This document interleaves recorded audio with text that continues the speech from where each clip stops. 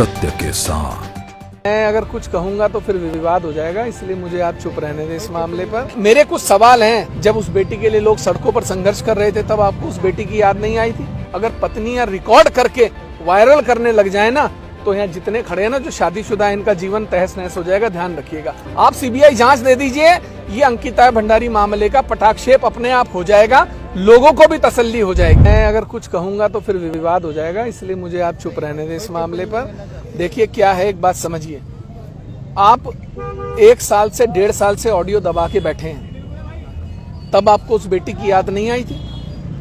जब उस बेटी के लिए लोग सड़कों पर संघर्ष कर रहे थे तब आपको उस बेटी की याद नहीं आई थी?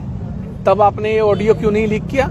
जब वीआईपी का नाम दुनिया भर का, आज आपके तथाकथित पति, आप पति कह रहे हैं, जब आपका विवाह अभी एक पति के साथ है, आपसे 2 बच्चे हैं, आपका तलाक नहीं हुआ, वो आप कह रहे हैं कि सुरेश राठौर आपके पति हैं। अगर आपके पति हैं तो सुरेश राठौर भी इस बात को माने। और दूसरी बात, लगातार आप आज उनके आप सारे ऑडियो, अगर उन्होंने आपसी, देखिए पति पत्नी के बीच में 50 तरीके की बातें होती हैं। अगर पत्नियां रिकॉर्ड करके वायरल करने लग जाए ना, तो यहाँ जितने खड़े हैं ना जो शादीशुदा, इनका जीवन तहस नहस हो जाएगा, ध्यान रखिएगा। अगर वाकई में आप अंकिता भंडारी के हितैषी थे ना, उसी दिन जिस दिन आपने ये ऑडियो रिकॉर्ड किया था, उसके अगले दिन आपको तुरंत वीडियो ऑडियो जारी करना चाहिए था। उस ऑडियो को रिकॉर्ड करने के बाद मेरे कुछ सवाल हैं, उन सवालों का जवाब ना तो आप दे पाएंगे, ना ये दे पाएंगे, ना कोई और दे पाएगा। आपने करवा चौथ पे ऑडियो रिकॉर्ड किया, करवा चौथ को गए हुए आज कितना समय हो गया? उसके बाद आप कह रहे हैं, फिर आप महेंद्र भट्ट जी से मिलने भी जा रहे हैं, फिर आप अन्य नेताओं से भी मिलने जा रहे हैं। क्या आपका जमीर खुद का अंदर से मर गया था?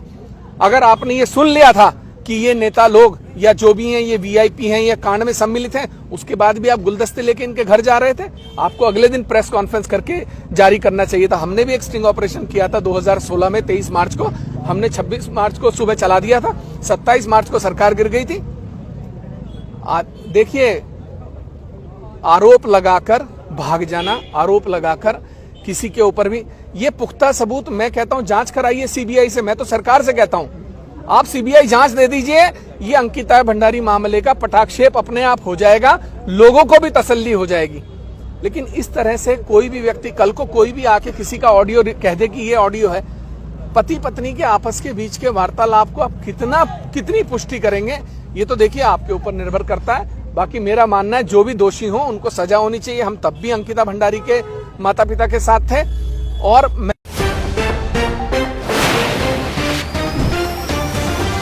सत्य के साथ।